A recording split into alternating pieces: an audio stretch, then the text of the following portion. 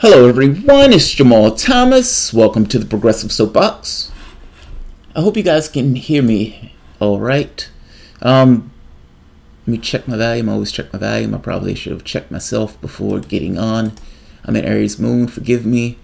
I mess up with things like this because I tend to be too fast in doing it. Just like, fuck it, let's just do it. I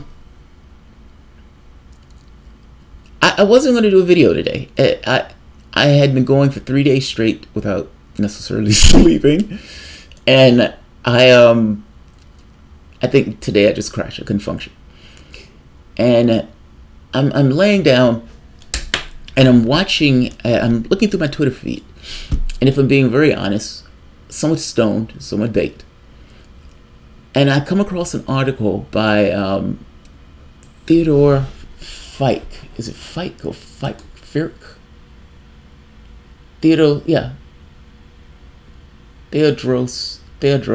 Firk, journalist and founder of the Guardian Journal. And I'm almost bypassed it, but then it was something about it. So I like themes of justice for whatever reason. I love it, and part of that is loving this idea of defense. I have this, as much as I am against war, there is a thing in me that gets up for a battle and for a fight. Now, what I mean by this, and the reason why I'm saying this, is that the article is named In Defense of Dissenters. This is in Truth Tape. And the title alone was like, what is he about to say? Because I've done video things where I was like, in defense of the malcontents, like the people who say no to the way things are going and don't necessarily like either side. They're kind of out of the political space. And so there's something about this thing of standing up for it. And as I read it, I loved it. I loved it. Now, the reason why, there's multiple parts of me loving it, but part of it is, like I said, defense of the malcontents and the people who don't necessarily say yes to this particular system. I am going to give a summary of this. And I will say check it out. I put the article at the bottom. And I'm going to give a summary to the way I understood it. And yes, like I said, I was somewhat baked as I went through this. But so what? I found this stuff to be whimsical at times, but this thing of whimsically epic at other times. You know what I mean? It's like my wife says I have this tendency to blow things up into these dramatic proportions. But fact is, if I'm the only person on the planet, then anything that I come up with for the most part is true. Meaning, yes, the epicness is absolutely true and absolutely right, in the same token that my wife thinking that it is not so much. Both of those things are absolutely true at the exact same time. So weird. Let's take a look at this, because this first line in and of itself, I love the language in this article, and I love the way he uses it in some of this. Right here. I rise today in defense of the often maligned group that has become the target of political zealots. Right there by itself.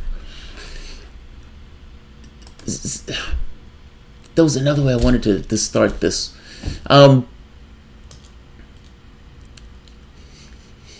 Look, we as human beings, we are how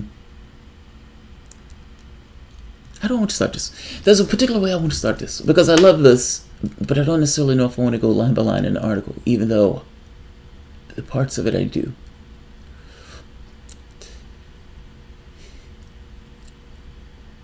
As human beings, we're like water in a glass. Like, people have a tendency to say human beings are like this, or XYZ is human nature. Not so much. For the most part, we exist in a space, anywhere we are. We're never existing in a vacuum. What our nature is to some degree going to be dependent upon incentives that are built into whatever system to which we are operating in. I say that to say that in our particular political space, we have companies, these corporations. These corporations, their profit, their main goal is the profit. Maximize their profit. How much can you make within the game space to which you are operating in? Now, the problem with this is fundamentally competitive in the way that they go about it.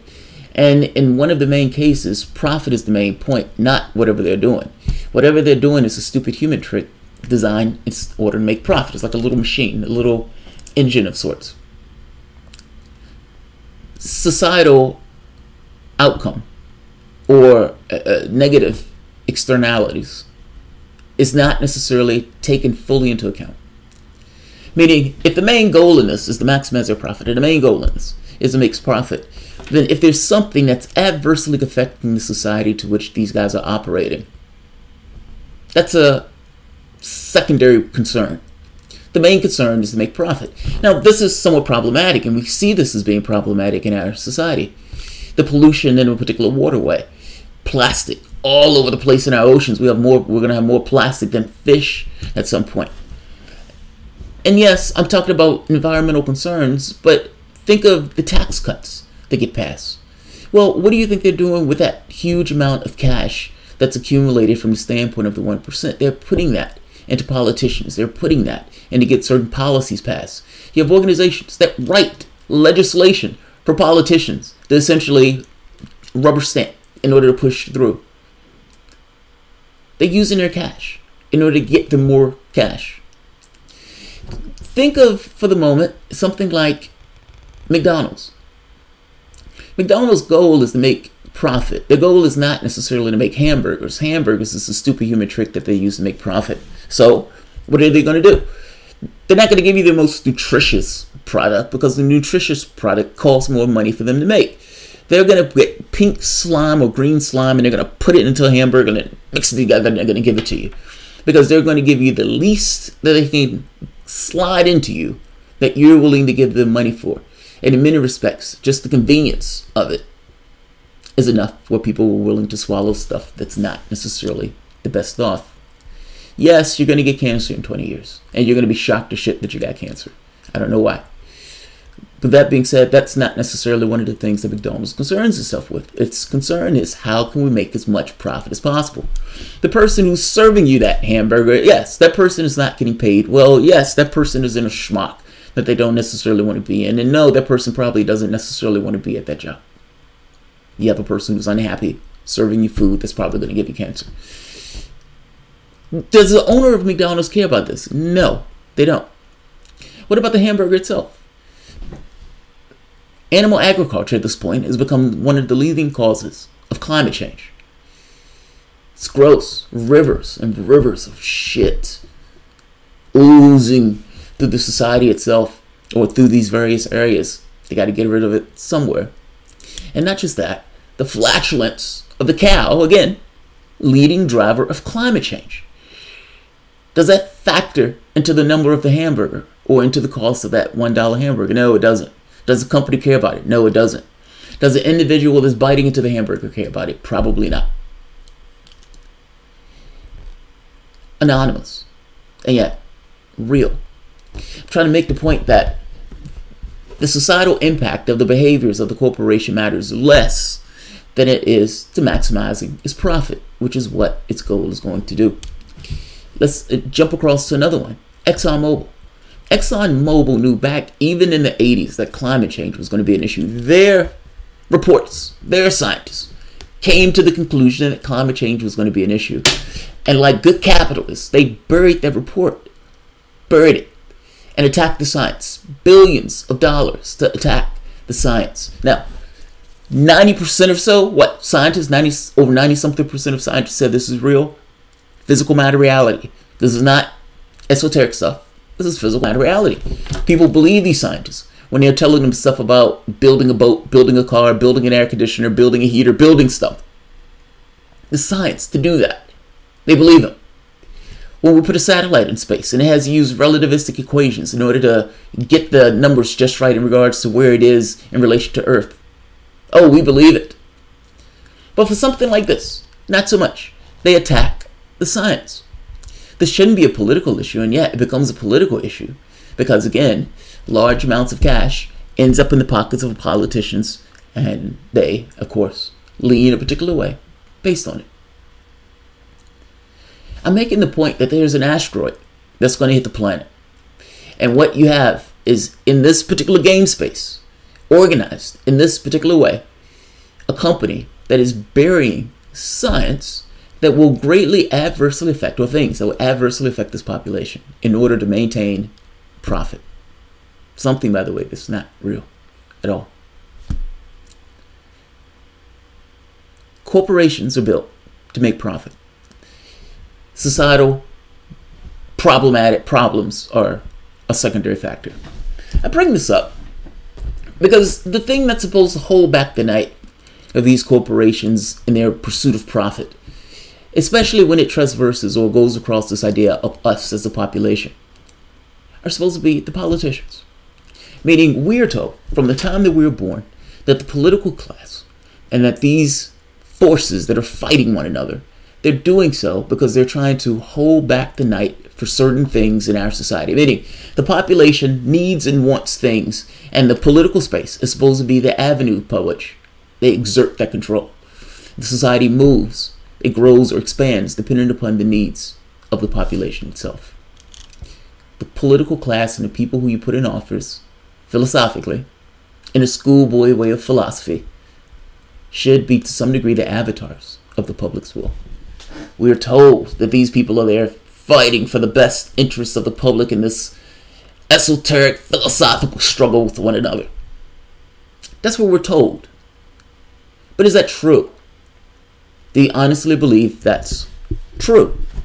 If you ask the average person on the street, do they believe that's true? What would they say? Now, Democrats, Republicans, the leader of the Democratic Party, Nancy Pelosi, with $100 million in the bank, Wall Street, Chuck Schumer being the head of the Democratic Party, and that's supposed to be the leftist party, which is the reason why I'm bringing up them as opposed to the Republicans, who are, it's unspoken. Over 60% of the population couldn't put together $500 for an emergency bill.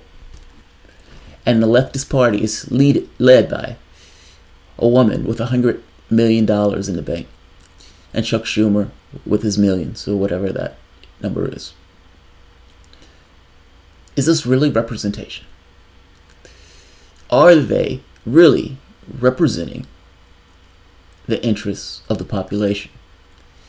If they have that much cash in the bank. Yes, I'm making an argument to some degree of class, but I'm making an argument to some degree of, do you honestly believe that what is taking place in government, in the political space, is representative of the populations and the population's will? If you go to poll after poll and you ask the public what they want, it is not what they are given. And if what they want is not what they're given, how can you say that the political landscape is some degree representative of what the public wants? The Democratic Party and the Republican Party are two corporations.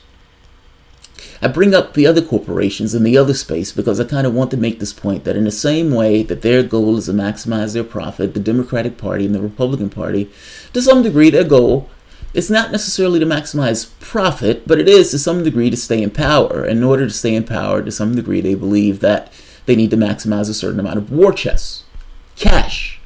The political system runs on cash. The people who they try to appease are the people who are essentially putting money in their pocket. The people who they try to scam for votes is in somewhat of a different political space. The problem here is that corporations have a different purpose than political parties. And the political parties' purpose, public will, is not supposed to be an afterthought in the same way that public will is an afterthought in the way corporations run their affairs. And this is where we have our problem. If the public will is not the point, as opposed to a secondary consideration, then you are going to end up with a political system to which you have that is ossified and that is not representative of the public's will. What is the point in pretending that this is not so? Meaning the people who cram themselves into a Republican Party or Democratic Party and are rah-rahing for one of these two parties, to some degree, miss the point or ignore the point that this existential struggle to which they're entwined is to some degree political theater. And that ultimately that political theater allows the status quo to persist itself. This is some degree an ode to the dissenter. Because the dissenter, or the rational, the maligned, or the woke, the one that looks at this and says, this is political theater, and neither one of these two parties addresses the real things that affect the population. As evidence of this, these guys have screamed Russia for 2 years. Russia didn't put people in debt for medical bills. Russia didn't put $50,000 on the back of a college kid with the temerity to get a college education. Russia in no way made life in certain degrees hard as jobs were shipped overseas because of NAFTA being passed. I'm making the point that it wasn't Russia that made difficulties for people in this particular society. When African Americans are shot and the cop walks, that wasn't Russia that allowed the cop to walk. I'm trying to make this point that these guys have engaged in political theater for years. For years. Jobs shipped overseas, wages getting suppressed. And to some degree, the wages are being suppressed purely because of the system to which you operate. Of course, wages are going to be suppressed the moment that you can get this thing of the job of the capitalist is to maximize his profit. He's going to do that if he can push down wages or ship a job overseas to essentially make more profit over it. And hey, that guy in China is going to love me because I'm going to give him a little increase in wage by $2. But yeah, I did get rid of the job of the American worker. These things, to some degree, are systemic in the way that they operate. Yes, people are going to behave this way because people are incentivized to behave this way. Politicians, however, are not supposed to operate in these ways, and yet, to some degree, they do. They do. Human beings shouldn't be the afterthought. You've ended up in a political system where one of the parties, the left-leaning party, has come to a realization that Republicans are so batshit crazy that they can come up with a political scheme of just saying, we can do pretty much whatever we want, we just need to be somewhat least worse. And we can scare the shit out of the electorate by saying they are going to rape your puppies. If you allow them to get in office, you better vote for me. Don't give a shit about what I do in that office. Just be happy that I'm running and that I'm less worse than that other knuckle-dragging maniac. That's been the political modus operandi of the Democratic Party. This corporation that has made the decision that, hey, we can do this as a political scheme and we can get in office. And let's hug identity, by the way, because it's great to be able to call people racist and sexist. This is a game. Ultimately, you have a left-leaning bunch that has accepted this particular game. So, the dissenter looks at this and said, this is nonsense. And in looking at this and saying this is nonsense, the two political sides look at that dissenter and say, oh, you're horrible, you didn't vote. Aren't you happy that Donald Trump is in office? Blaming the person who voted, as opposed to the person who was supposed to try to get those votes. Look, the dissenter looks at this and said, this is nonsense. And he's attacked for saying this is nonsense. The problem here is not the dissenter. The problem here is people who just fall in line and agree with the political system the way that political system is. You have half of the country that didn't vote. Meaning you almost have a situation where the majority of the country are dissenters. And that majority of the country, I would make an argument, non-vote is to some degree a vote of no confidence. Those dissenters are almost becoming the majority. And I would say to some degree you need to check your political system for the reason why those people aren't engaged. Let's go to the article. My part has been way too long, and I wish I could have condensed that down to 2 minutes, but nevertheless, is what it is.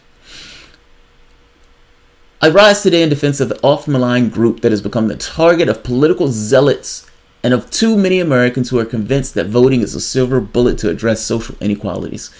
Right here. This line by itself, man, gets enough vote. I rise today in defense of the often maligned group that has become the target of political zealots. I love the language. I love the perspective and the point of view that one would need to take to say this line. This first part by itself, I rise today in defense of the often maligned group. That by itself to me set off bombshells in my head. I had this thing in my head of, like I said, I was somewhat stoned when I read this. So, yes, it's going to seem epic. But this stadium of millions, this fantastically, magnificently large stadium with millions, all of these Americans who are stuffed into this one stadium. And this one man stands up. Loudspeaker, megaphone, cameras, and speaks in defense against the hordes that are against this particular perspective, this point of view that says, I don't like either of these, and I am not part of either of these two political parties. No, I don't have anywhere to go, but I'm not with you. And the hordes that are against that perspective and that point of view, and this one man stands up in defense. I love that. Absolutely love it. Let's keep going. Not to mention the political zealots. This idea that you're so wrapped up into your political labels that you're attacking people that are not. I love the point of view. This perspective is rational. You're attacking me because I'm not drinking one of the other brands of Kool-Aid. Which one of us are political zealots? I love it. I love it. I love it. I love it. Let's keep going. And too many Americans who are convinced that voting is a silver bullet to address today's inequalities. Understand what he's saying. Whether you vote Democrat or Republican, none of those things are going to address the social inequalities because neither of them deal directly with the causes and the reasons why those inequalities exist. In fact, you can make an argument, you make a case. If you vote Republicans, those inequalities are going to get worse. If you vote Democrat, those inequalities are going to get worse. Neither party will address those things. That's my point. And that's his point. Let's keep going.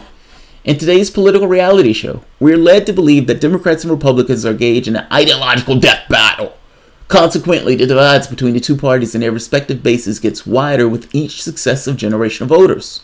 However, irrespective of their supposed differences, Republicans and Democrats alike find it easy to castigate people who don't vote. Now, you can understand why. They're two parties, both of which are two corporations.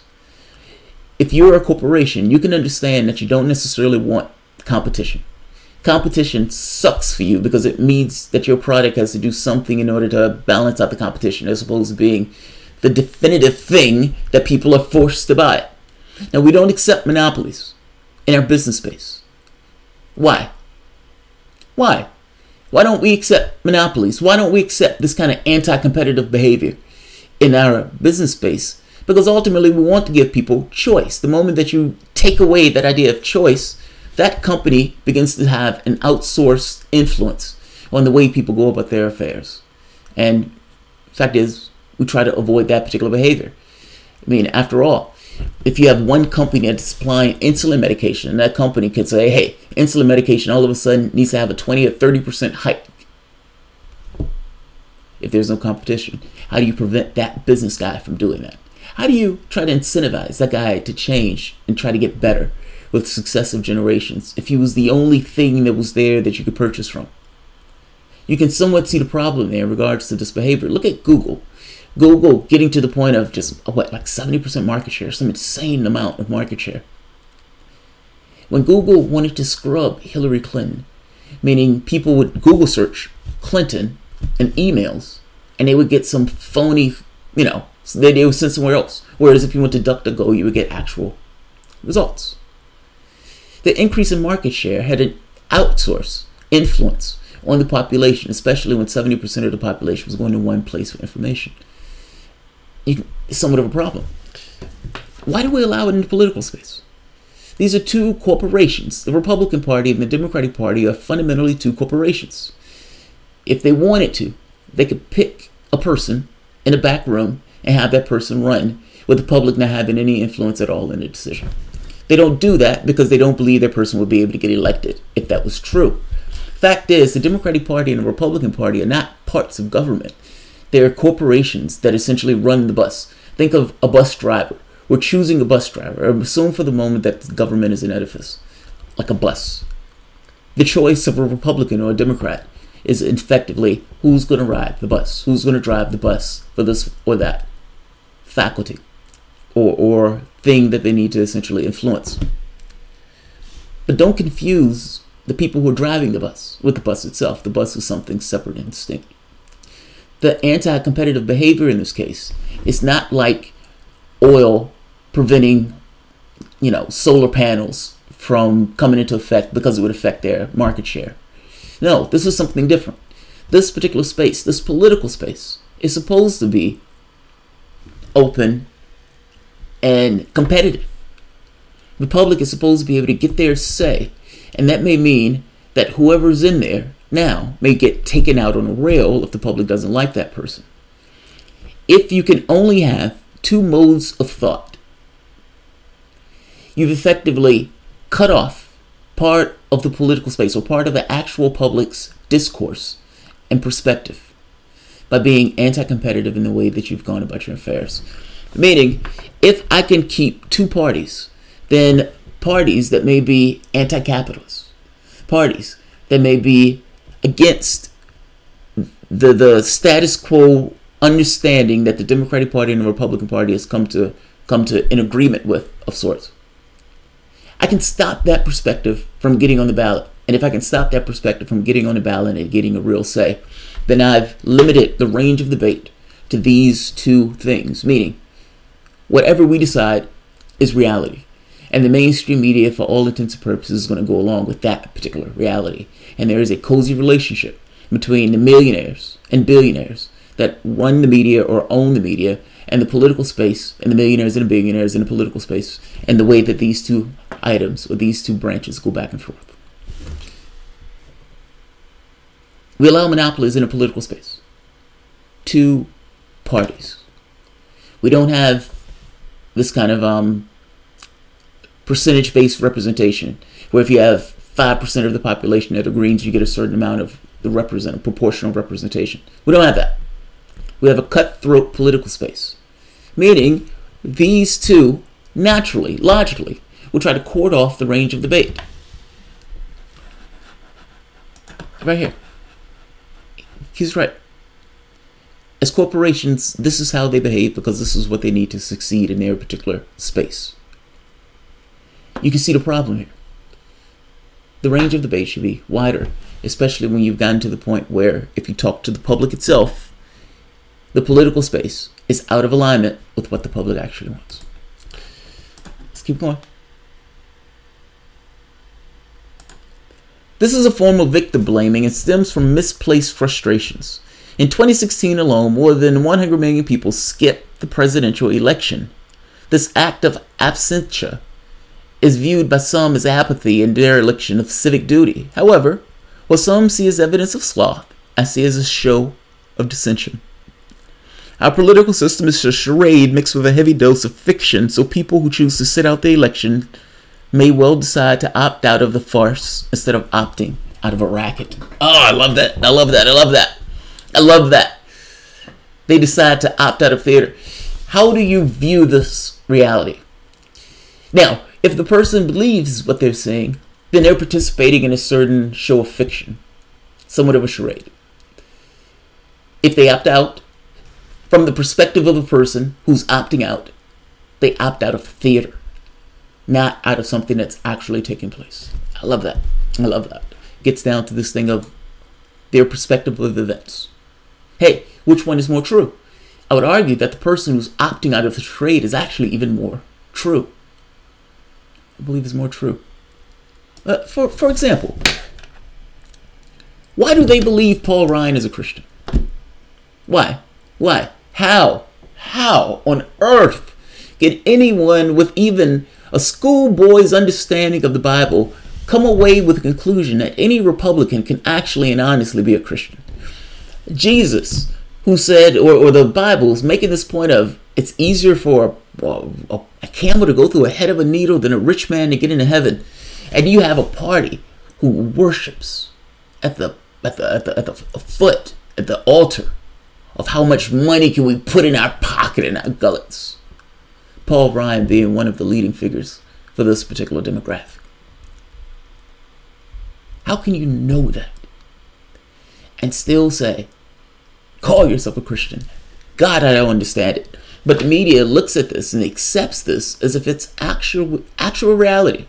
And nobody says, well, how do you correlate your faith with the shit that you say in Congress, like trying to take away health care from people who need health care? Explain. Explain how you reconcile those things. Was Martin Luther King as a minister wrong, or are you right? Was the Pope wrong, or are you right? Which one is it? Explain. Tell the American public. They don't do that. They go along with the farce. They pretend as if he's a Christian and all this other stuff is nonsense. Voting has become an opioid doled out to the public to let us vent our frustrations and offer us illusions of change. Major party politicians who take loyalty pledges to their party, which in either case is entered into a blood oath with the aristocracy, are paraded out on a regular basis to promise a new day once they are elected. The minute the last vote is counted, that vision morphs back into the old nightmare of wealth transference to the uber rich and financial anxieties to the rest of us. So absolutely true. I'm not going to read the entire article because I've spent too long blabbing and running my mouth, but I am going to read this one. Gaslighting nonconformists and ridiculing people who refuse to endorse this two-party scam might feel good to some political enthusiasts, but in the end, it does not ameliorate the systemic and institutional graft that is tearing our nation apart and causing problems beyond our borders. I'm not advocating for us to give up, abdicate our civic responsibilities, or live off of the grid disconnected from the world. There are many ways to loosen the stranglehold that Democrats and Republicans have on our government. Here are a couple. Either build a viable party and compete with the duopoly in Washington, D.C., or banish party identification and let people compete for votes based on the candidates' ideas.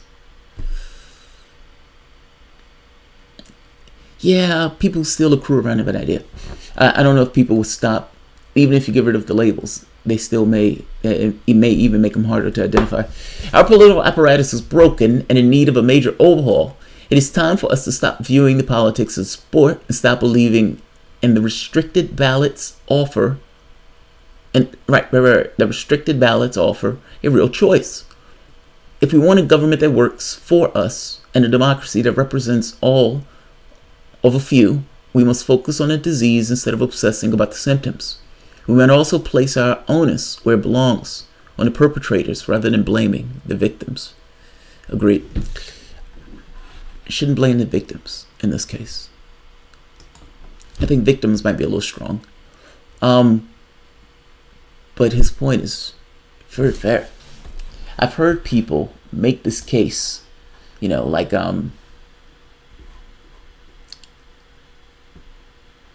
Julius Caesar, Mark Antony, Octavian, these people are considered liberals and populists. Yes, they are. This video feels a little over-medicated. I'm not over-medicated. I don't think I am. I'm so high, Jamal's title doesn't make sense in the context of what he is talking about. In defense of the dissenter, the malcontent, the cursedly woke. What are you talking about? Right here.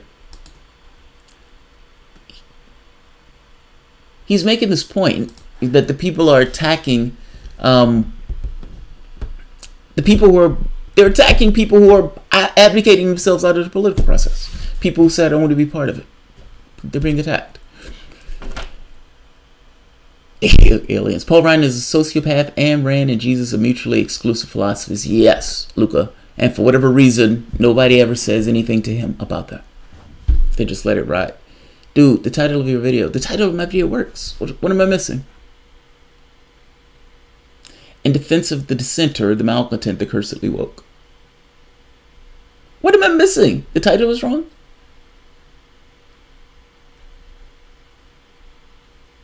What am I missing? What am I missing? What am I missing? Oh, unless the video title didn't get it right. Hold on, let me make sure. No, my title is not the UFO one. Fucking Google. Hold on. Let's see.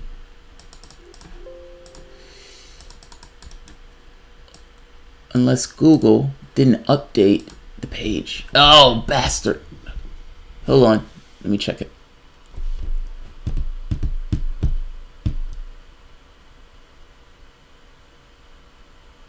Come on.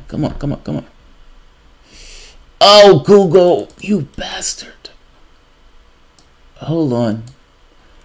Google. No, this wasn't me this time. This was Google. I have a console. And in my console, when I set the title for the video, Google didn't update the title as it's supposed to. So, Jamal's spirit animal is eating his brain. No, I swear to you, that wasn't my fault. That wasn't my fault. That wasn't my fault. And by the way, I do have a UFO update, but that wasn't this video. That wasn't this video, son of a bitch. No, this wasn't my fault. Fucking Google. God damn it. Google has this little feature that you don't need to do anything. It automatically updates. And so I don't have to hit like save or anything else. The moment I input the title and the moment I input the other piece, it updates. It's like a if change event. The if change event didn't work. So we all blame you. Fucking Google. Fucking Google. Fucking Google. Oh, that for some reason that feels like it deflates this video. That said, Theodros Fierk, fucking good job on this article, man. I love this. I love this. I do have a UFO video coming up, but fucking A. Google fucked me over on this, but that's alright. They're here. Jamal's acting like me when I get high. Relax, this is so funny. No, seriously, this wasn't my fault. I swear to God. And I don't see it as a big deal. I don't see it as anything. But I do have this feeling like, oh fuck. Yeah, I don't like my videos to get fucked up like this. The article, it's right here. The article is In Defense of the Dissenter by Theodros Fierk. Theodros Fierk. Alright, so I have a UFO video. I know, right, Bob? It's like, I reloaded the page, new title, yeah. Google versus Jamal. Google versus Jamal is right. 420 is coming up. Yes, 420 is coming up. Please, Jamal, start over. I am not starting this video over. I did change the video, but I'm not starting the video over. It's fixed. Good. What did Lucas say? The title is updated. Yeah, the title is updated. But I do have a UFO one coming up. It's an interesting one. The guy who came out, I can't think of his name at this moment. Elizondo, the one who worked in the Pentagon, quit his job, and went to work for Academy to the Stars. He had an interview on, what is it called? Coast to Coast. And he released more information in that interview that he hadn't said up to this point. So, it should be interesting. And yeah, I do have 420 coming up. Cursedly woke. I love that. Cursedly woke. At least explain what this video was supposed to be about. Please, I feel so lost. Alright, so hello, jerk. So, look, what it boils down to is there have been some people who, I'm going to try to summarize it. I'm bad at summarizing. There have been some people who've attacked people who didn't necessarily vote or voted for the Greens. So people like Sam Cedar, who've been screaming at the top of his lungs at Jimmy Dore, just, you know, like a howler monkey. Or people who are in the Democratic Party who would say stuff like, yeah, look at what Trump is doing to those immigrants. This is your fault because you didn't vote Hillary Clinton in office. The article is making this point that you can't blame people who didn't vote into the process, because those people, for all intents and purposes, did vote by not voting. They didn't see a reason to vote. They didn't believe that their vote was going to have any tangible repercussions in the political space. And in not having any tangible repercussions in a political space, it would have been an act of theater for those people to actually go out and place a vote. Their vote in this case was essentially a vote of non-confidence. I'm not going to vote for this theater. I'm not going to play along in this game. So it wasn't this thing of sloth. It wasn't this thing that these people were disinterested. It's that these people, to some degree, were disinterested, but not in the way that it's cast. The dissenter, the person who didn't want to be a part of the political process because they saw it as being a charade. It's acknowledging that to some degree, this is a charade. This article is weaponizing a point of view, hardening the point of view, giving a logical justification for the person who says, I don't want to be a part of this process. This process is bogus and nonsense. That's what this article is. Balthazar, if Pence becomes president, the United States will make profits. I love that. PROPHETS. Fucking A. Krillin 876. Democrats hate Republicans like Hogan hates Macho Man. You know that people, a lot of people may not know what that means. So unless you are somebody who watched wrestling, you're not going to know what that means. Macho Man Randy Savage. He's like Macho Man Randy Savage. He was just steroided up. And his muscles always rippled, and he used to be a little bit just raging out, like had way too much cocaine when he was into the ring.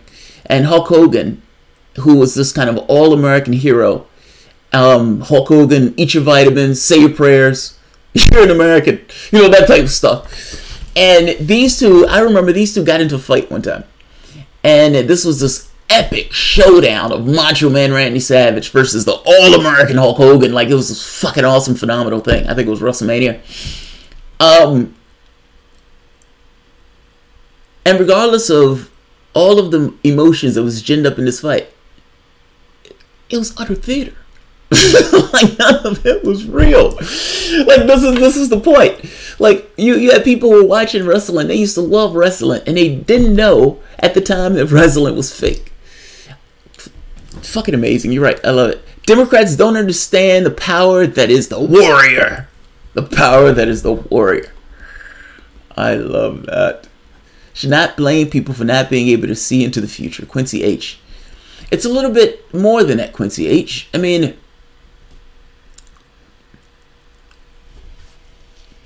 look, from the time you're an infant to the time you are wherever you are in this particular space and time, there is a media system that gives information.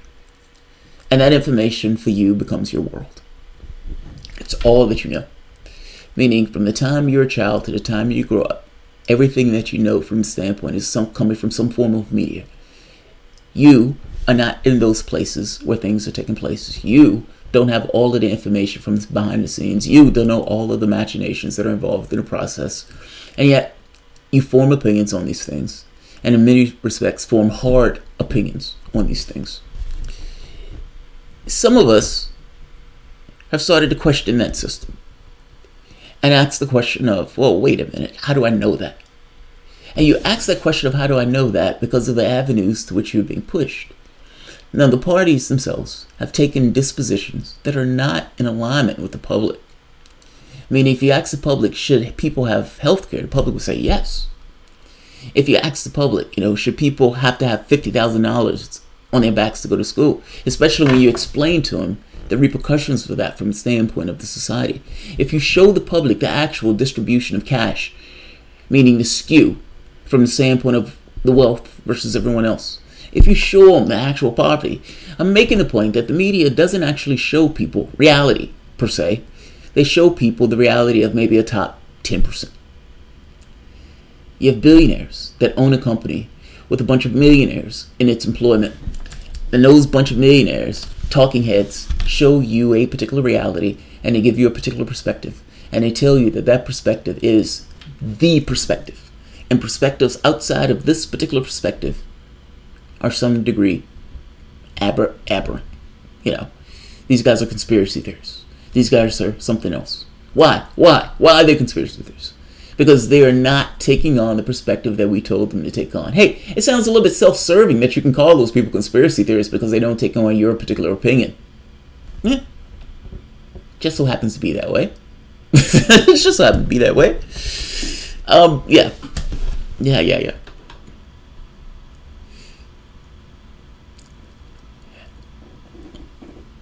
Oh, let's see. What was the other one? Does anyone ever ask if we should cut the military budget? You know, that's a good point. That's a good point. Why don't they ask that? Have you ever thought of that? Why? Why don't they ask, should they cut the military budget? Why is the military budget the way it is right now? We live in the shadow of World War I. Think about that shit. Something that happened over 100 years ago. We're still living through the consequences of that particular behavior in that world order. It's a strong case that World War I and the end of that war led to essentially World War II. And after World War II, the United States became a superpower. Believe it or not, this country used to be somewhat of an isolationist. Not anymore. We're not exceptional. Nobody is exceptional. We're just human beings. Just like everyone else. It's just human beings. We had certain advantages, one of which we were not utterly destroyed after World War II. Europe was. Now, you can take the advantages associated with that, and you can say, oh wow, there are advantages that we have because of the destruction in Europe. But that doesn't mean we're exceptional. It just means that we have certain advantages that allow us to be that particular. Like, there's a way you could look at this that's more contextual, as opposed to we're fucking awesome, we're goddamn exceptional. Look at us. Look how much money we generate. Look, I say that to say this. The question of cutting the military budget, part of that is our psyche. What? How can I say this? Part of that is us. Like this belief that, I give you an example. A bomb goes off. And the question becomes, oh man, what is America going to do? What is the president going to do? Why does the president have to do anything? Just because something happens somewhere else in the world, we have to do something, but the public itself is primed for that. Now, the public itself may ask those questions of should we, shouldn't we, and all this other stuff. And you can make a case that the only reason those questions are asked is because the media put those questions into the public consciousness by asking the question in the first place. Fair enough.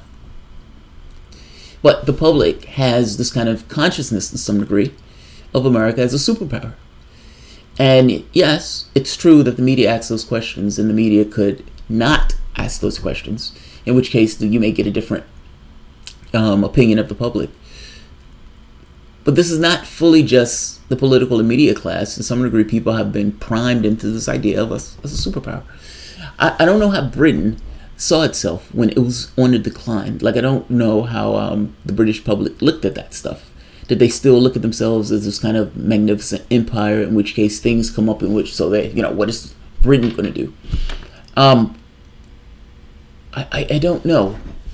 But to some degree, all of this comes into account of this idea of the military budget. If you're a congressman, and say for the moment that you have a company in your district, in your state, and with that company in your district, in your state, let's say that company has X number of jobs at the company. If you knew that cutting the military budget means getting rid of the contract for that particular company, meaning those jobs may go in smoke, do you do it? Can you make that vote? Can you do something good and right, but that may spite your particular district? That is a hard thing to do. There's an incentive built into the budget, keeping that budget the way it is.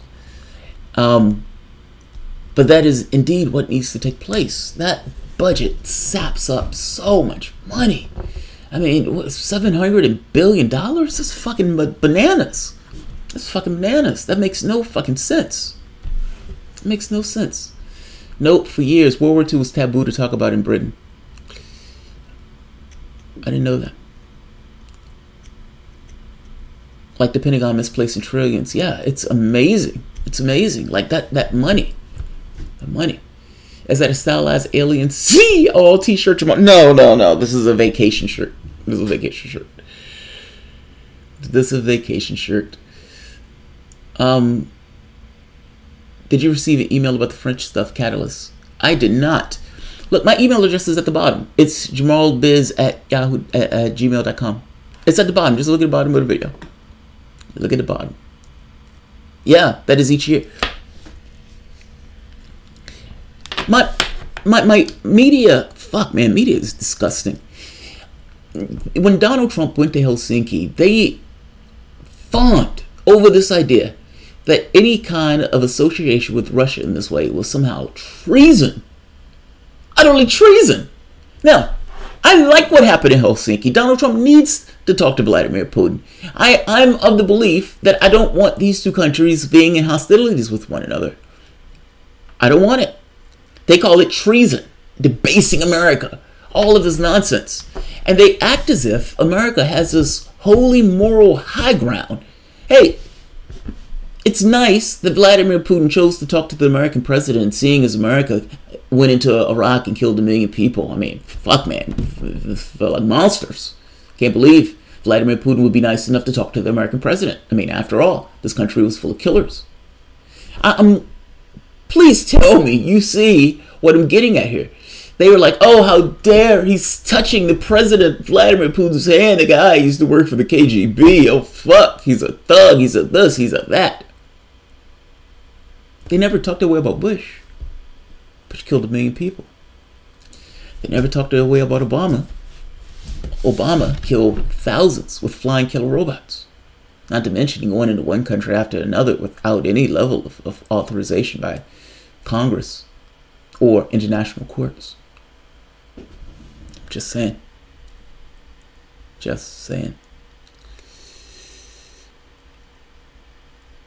Jamal, the advantage Americans had is that we were allowed to individually create our own products. It gives you more flexibility than central planning. That is an advantage. No. Don't get me wrong. But you understand that advantage was also in Britain. That advantage was also in those Western countries. It wasn't something that America had sole discretion of. That wasn't a distinct characteristic of America. Also, poverty. Like, central planning, I understand. I like the Venus Project as an idea. The only issue I have with the Venus Project, and not the only, but the main issue, is this idea of who chooses. Who chooses? Who makes the choice of which product to make versus another product? Now, their argument is, well, nobody really makes a choice. It's science that makes a choice. Which one is just better, which one is just best based on whatever guidelines that need to be made. And even with that, to some degree, there's going to be argument. Somebody is going to have to make a choice. Nike versus Reebok. Is there a major difference in those things? Do Adidas or Nike make you run faster than the other product? It doesn't stop them from advertising stuff that are essentially lying about the product. I agree with you that it allows more flexibility. I agree. And not just flexibility, responsiveness.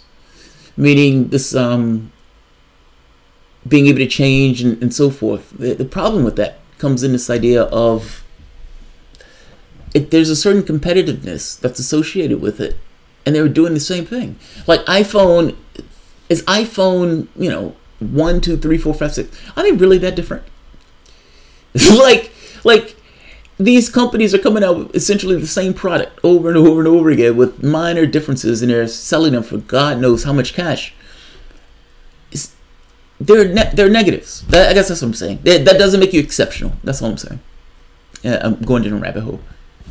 It doesn't make you exceptional.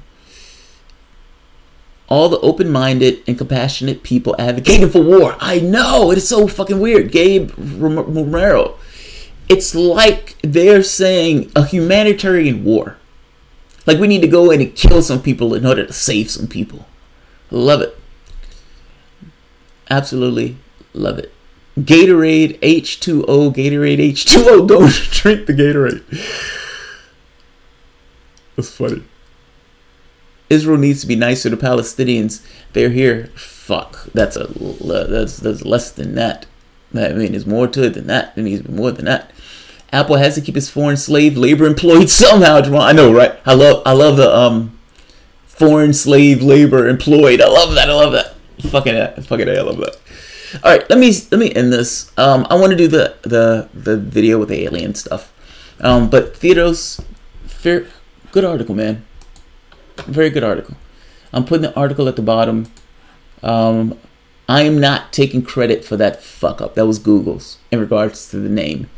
But when I do the UFO stuff, it'll be about 10 minutes. We can have a nice 420. Yeah, we can have decent 420. I wasn't going to do videos today, so this is my free day. I'm doing whatever the hell I want for the standpoint of videos. I do whatever the hell I want in the standpoint of videos anyway. But more oriented around topics that I want to talk about without regards for views. So, let's have some fun. Yeah, let's have some fun. And let's have a 420 on the next one. Alright, guys. See you in a few.